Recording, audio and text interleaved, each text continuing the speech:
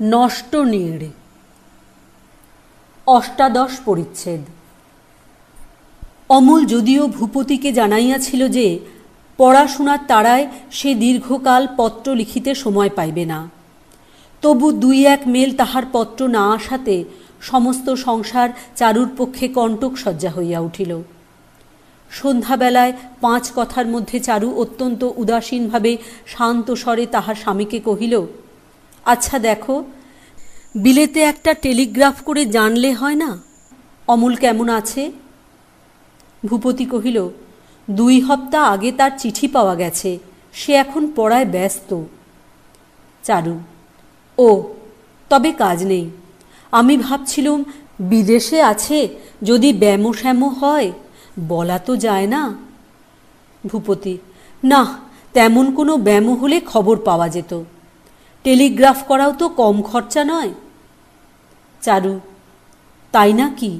আমি ভেবেছিলুম বড় জোর 1 টাকা কি 2 টাকা লাগবে। ভূপতি, বলো কি, প্রায় 100 টাকার ধাক্কা। চারু, তাহলে তো কথাই নেই।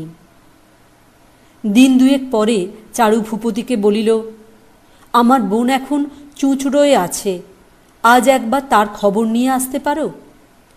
ভূপতি, কেন, কোনো অসুখ করেছে নাকি? চারু, না, অসুখ না, জানোই তো তুমি গেলে তারা কত খুশি হয়। ভূপতি চারুর অনুরোধে গাড়ি চড়িয়া হাবড়া স্টেশন অভিমুখে ছুটিল। পথে 1 সার গরুর গাড়ি আসিয়া তাহার গাড়ি আটক করিল। এমন সময় পরিচিত টেলিগ্রাফের হরকরা ভূপতিকে দেখিয়া তাহার হাতে একখানা টেলিগ্রাফ লইয়া দিল। বিলাতের টেলিগ্রাম দেখিয়া ভূপতি ভারী ভয় পাইল। ভাবিল অমলের হয়তো অসুখ করিয়াছে। ভয়ে ভয়ে খুলিয়া দেখিল টেলিগ্রামে লেখা আছে, আমি ভালো আছি। ইহার অর্থ কি? পরীক্ষা করিয়া দেখিল ইহা প্রিপেড টেলিগ্রামের উত্তর। হাওড়া যাওয়া হইল না। গাড়ি ফিরাইয়া ভূপতি বাড়ি আসিয়া স্ত্রীর হাতে টেলিগ্রাম দিল। ভূপতির হাতে টেলিগ্রাম দেখিয়া চারুর মুখ পাংশুবর্ণ হইয়া গেল। ভূপতি কহিল, আমি এর মানে কিছুই বুঝতে পারছি নে। অনুসন্ধানে ভূপতি মানে বুঝিল। চারু নিজের গহনা বন্ধক রাখিয়া টাকা ধার করিয়া টেলিগ্রাফ পাঠাইয়াছিল। ভূপতি ভাবিল, এত করিবার তো দরকার ছিল না, আমাকে একটু অনুরোধ করিয়া ধরিলেই তো আমি টেলিগ্রাফ করিয়া দিতাম। চাকরকে দিয়া গোপনে বাজারে গহনা বন্ধক দিতে পাঠানো, এ তো ভালো হয় নাই। থাকিয়া থাকিয়া ভূপতির মনে কেবলই এই প্রশ্ন হইতে লাগিল, চারু কেন এত বাড়াবাড়ি করিল? একটা অস্পষ্ট সন্দেহ অলক্ষ্যভাবে তাহাকে বিদ্ধ করিতে লাগিল। সে সন্দেহটাকে ভূপতি প্রত্যক্ষভাবে দেখিতে চাহিল না, ভুলিয়া থাকিতে চেষ্টা করিল, কিন্তু বেদনা কোনো মতে ছাড়িল না।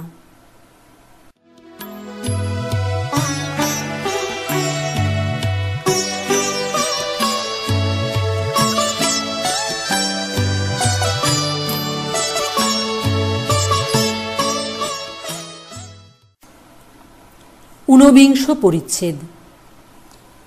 অমলের শরীর ভালো আছে, তবু সে চিঠি লেখে না। একেবারে এমন নিদারুণ ছাড়াছাড়ি হইল কি করিয়া? একবার মুখোমুখি এই প্রশ্নটা জবাব লইয়া আসিতে ইচ্ছা হয়, কিন্তু মধ্যে সমুদ্র, পার হইবার কোনো পথ নাই। নিষ্ঠুর বিচ্ছেদ, নিরুপায় বিচ্ছেদ, সকল প্রশ্ন সকল প্রতিকারের অতীত বিচ্ছেদ। চারু আপনাকে আর খাড়া রাখিতে পারে না। কাজকর্ম পড়িয়া থাকে, সকল বিষয়েই ভুল হয়। চাকর বাকর চুরি করে, লোকে তাহার দিন ভাব লক্ষ্য করিয়া নানা প্রকার কানাকারি করিতে থাকে, কিছুতেই তার চেতনা মাত্র নাই। এমনি হইল হঠাৎ চারু চমকিয়া উঠিত। কথা কহিতে কহিতে তাহাকে কাঁদিবার জন্য উঠিয়া যাইতে হইত। অমলের নাম শুনিবা মাত্র তাহার মুখ বিবর্ণ হইয়া যাইত। অবশেষে ভূপতিও সমস্ত দেখিল এবং যাহা মুহূর্তের জন্য ভাবে নাই তাহাও ভাবিল। সংসার একেবারে তাহার কাছে বৃদ্ধ শুষ্ক জীর্ণ হইয়া গেল। মাঝে যে কয়দিন আনন্দের উন্মেষে ভূপতি অন্ধ হইয়াছিল, সেই কয়দিনের স্মৃতি তাহাকে লজ্জা দিতে লাগিল। যে অনভিজ্ঞ বানর জহর চেনে না, তাহাকে ঝুটা পাথর দিয়া কি এমনি করিয়াই ঠকাইতে হয়? চারুর যে সকল কথায় আদরে ব্যবহারে ভূপতি ভুলিয়াছিল, সেগুলি মনে আসিয়া তাহাকে মুড়ো মুড়ো মুড়ো বলিয়া বেত মারিতে লাগিল। অবশেষে তাহার বহু কষ্টের বহু যত্নের রচনাগুলির কথা যখন মনে উদয় হইল, তখন ভূপতি ধরণীকে দ্বিধা হইতে বলিল। অঙ্কুশ তাড়িতের মতো চারুর কাছে দ্রুত পদে গিয়া ভূপতি কহিল, আমার সেই লেখাগুলো কোথায়? চারু কহিল, আমার কাছেই আছে। ভূপতি কহিল, সেগুলো দাও। চারু তখন ভূপতির জন্য ডিমের কচুরি ভাজিতেছিল। কহিল, তোমার কি এখনই চাই? ভূপতি কহিল, হ্যাঁ, এখনই চাই। চারু কড়া নামাইয়া রাখিয়া আলমারি হইতে খাতা ও কাগজগুলি বাহির করিয়া আনিল। ভূপতি অধীরভাবে তাহার হাত হইতে সমস্ত টানিয়া লইয়া খাতাপত্র একেবারে উনানের মধ্যে ফেলিয়া দিল। চারু ব্যস্ত হইয়া সেগুলো বাহির করিবার চেষ্টা করিয়া কহিল, এ কি করলে? ভূপতি তাহার হাত চাপিয়া ধরিয়া গর্জন করিয়া বলিল, থাক। চারু বিস্মিত হইয়া দাঁড়াইয়া রহিল। সমস্ত লেখা নিঃশেষে পুড়িয়া ভস্ম হইয়া গেল। চারু বুঝিল, দীর্ঘ নিঃশ্বাস ফেলিল। কচুরি ভাজা অসমাপ্ত রাখিয়া ধীরে ধীরে অন্যত্র চলিয়া গেল। চারুর খাতা নষ্ট করিবার সংকল্প ভূপতির ছিল না, কিন্তু ঠিক সামনেই আগুনটা জ্বলিতেছিল। দেখিয়া কেমন যেন তাহার খুন চাপিয়া উঠিল। ভূপতি আত্মসংবরণ করিতে না পারিয়া প্রবঞ্চিত নির্বোধের সমস্ত চেষ্টা বঞ্চনাকারিণীর সম্মুখেই আগুনে ফেলিয়া দিল। সমস্ত ছাই হইয়া গেলে ভূপতির আকস্মিক উদ্দামতা যখন শান্ত হইয়া আসিল, তখন চারু আপন অপরাধের বোঝা বহন করিয়া যেরূপ গভীর বিষাদে নীরব নতমুখে চলিয়া গেল, তাহা ভূপতির মনে জাগিয়া উঠিল। সম্মুখে চাহিয়া দেখিল, ভূপতি বিশেষ করিয়া ভালোবাসে বলিয়াই চারু স্বহস্তে যত্ন করিয়া খাবার তৈরি করিতেছিল। ভূপতি বারান্দা রেলিংয়ের উপর ভর দিয়া দাঁড়াইল। মনে মনে ভাবিতে লাগিল, তাহার জন্য চারুর এই যে সকল অশ্রান্ত চেষ্টা, এই যে সমস্ত প্রাণপণ বঞ্চনা, ইহা অপেক্ষা সকরুণ ব্যাপার জগৎ সংসারে আর কি আছে? এই সমস্ত বঞ্চনা এ তো ছলনাকারিণীর হেয় ছলনা মাত্র নহে। এই ছলনাগুলির জন্য ক্ষত হৃদয়ের ক্ষত যন্ত্রণা চতুর্গুণ বাড়াইয়া অভাগিনীকে প্রতিদিন প্রতি মুহূর্তে হৃৎপিণ্ড হইতে রক্ত নিষ্পেষণ করিয়া বাহির করিতে হইয়াছে। ভূপতি মনে মনে কহিল, হায় অবলা, হায় দুঃখিনী, দরকার ছিল না, আমার এসব কিছুই দরকার ছিল না। এতকাল আমি তো ভালোবাসা না পাইয়াও পাই নাই বলিয়া জানিতেও পারি নাই। আমার তো কেবল প্রুফ দেখিয়া কাগজ লিখিয়াই চলিয়া গিয়াছিল। আমার জন্য এত করিবার কোনো দরকার ছিল না। তখন আপনার জীবনকে চারু জীবন হইতে দূরে সরাইয়া লইয়া ডাক্তার যেমন সাংঘাতিক ব্যাধিগ্রস্ত রোগীকে দেখে, ভূপতি তেমনি করিয়া নিঃসম্পর্ক লোকের মতো চারুকে দূর হইতে দেখিল। ওই একটি ক্ষীণ শক্তি নারীর হৃদয় কি প্রবল সংসারের দ্বারা চারিদিকে আক্রান্ত হইয়াছে। এমন লোক নাই যাহার কাছে সকল কথা ব্যক্ত করিতে পারে, এমন কথা নহে যাহা ব্যক্ত করা যায়। এমন স্থান নাই যেখানে সমস্ত হৃদয় উদ্ঘাটিত করিয়া দিয়া সে হাহাকার করিয়া উঠিতে পারে।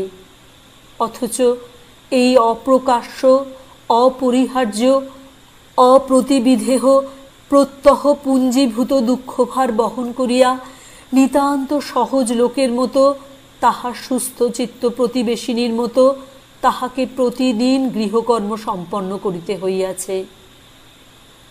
ভূপতি তাহার শয়নগৃহে গিয়া দেখিল, জানালার গরাদে ধরিয়া অশ্রুহীন অনিমেষ দৃষ্টিতে চারু বাহিরের দিকে চাহিয়া আছে।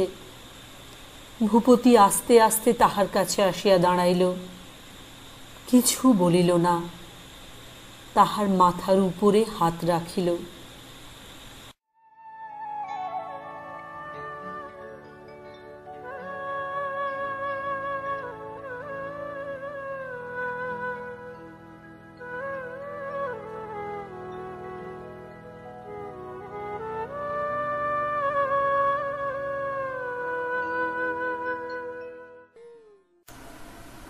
বিংশ পরিচ্ছেদ। বন্ধুরা ভূপতিকে জিজ্ঞাসা করিল, ব্যাপারখানা কি, এত ব্যস্ত কেন? ভূপতি কহিল, খবরের কাগজ। বন্ধু, আবার খবরের কাগজ? ভিটে মাটি খবরের কাগজে মুড়ে গঙ্গার জলে ফেলতে হবে নাকি? ভূপতি, না, আর নিজে কাগজ করছি নে। বন্ধু, তবে? ভূপতি, মহীশূরে একটা কাগজ বের হবে, আমাকে তারা সম্পাদক করেছে। বন্ধু, বাড়িঘর ছেড়ে একেবারে মহীশূরে যাবে? চারুকে সঙ্গে নিয়ে যাচ্ছ? ভূপতি, না, মামারা এখানে এসে থাকবেন। বন্ধু, সম্পাদকী নেশা তোমার আর কিছুতেই ছুটল না। ভূপতি, মানুষের যা হোক একটা কিছু নেশা চাই। বিদায়কালে চারু জিজ্ঞাসা করিল, কবে আসবে? ভূপতি কহিল, তোমার যদি একলা বোধ হয় আমাকে লিখো, আমি চলে আসব। বলিয়া বিদায় লইয়া ভূপতি যখন দ্বারের কাছ পর্যন্ত আসিয়া পৌঁছিল, তখন হঠাৎ চারু ছুটিয়া আসিয়া তাহার হাত চাপিয়া ধরিল, কহিল, আমাকে সঙ্গে নিয়ে যাও, আমাকে এখানে ফেলে রেখে যেও না। ভূপতি থমকিয়া দাঁড়াইয়া চারুর মুখের দিকে চাহিয়া রহিল। মুষ্টি শিথিল হইয়া ভূপতির হাত হইতে চারুর হাত খুলিয়া আসিল। ভূপতি চারুর নিকট হইতে সরিয়া বারান্দায় আসিয়া দাঁড়াইল। ভূপতি বুঝিল, অমলের বিচ্ছেদ স্মৃতি যে বাড়িতে বেষ্টন করিয়া জ্বলিতেছে, চারু দাবানলগ্রস্ত হরিণীর মতো সে বাড়ি পরিত্যাগ করিয়া পালাইতে চায়। কিন্তু আমার কথা সে একবার ভাবিয়া দেখিল না। আমি কোথায় পালাইব? যে স্ত্রীর হৃদয়ের মধ্যে নিয়ত অন্যকে ধ্যান করিতেছে, বিদেশে গিয়াও তাহাকে ভুলিতে সময় পাইব না। নির্জন বন্ধুহীন প্রবাসে প্রত্যহ তাহাকে সঙ্গদান করিতে হইবে।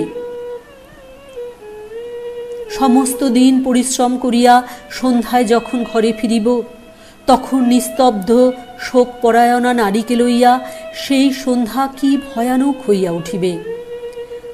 যাহার অন্তরের মধ্যে মৃত ভার, তাহাকে বক্ষের কাছে ধরিয়া রাখা সে আমি কতদিন পারিব? আরও কত বৎসর প্রত্যহ আমাকে এমনি করিয়া বাঁচিতে হইবে। যে আশ্রয় চূর্ণ হইয়া ভাঙিয়া গেছে, তাহার ভাঙা ইট কাঠগুলা ফেলিয়া যাইতে পারিব না, কাঁধে করিয়া বহিয়া বেড়াইতে হইবে। ভূপতি চারুকে আসিয়া কহিল, না, সে আমি পারিব না। মুহূর্তের মধ্যে সমস্ত রক্ত নামিয়া গিয়া চারুর মুখ কাগজের মতো শুষ্ক সাদা হইয়া গেল। চারু মুঠো করিয়া খাট চাপিয়া ধরিল। তৎক্ষণাৎ ভূপতি কহিল, চলো চারু, আমার সঙ্গেই চলো। চারু বলিল, না, থাক। বৈশাখ থেকে অগ্রহায়ণ ১৩০৮।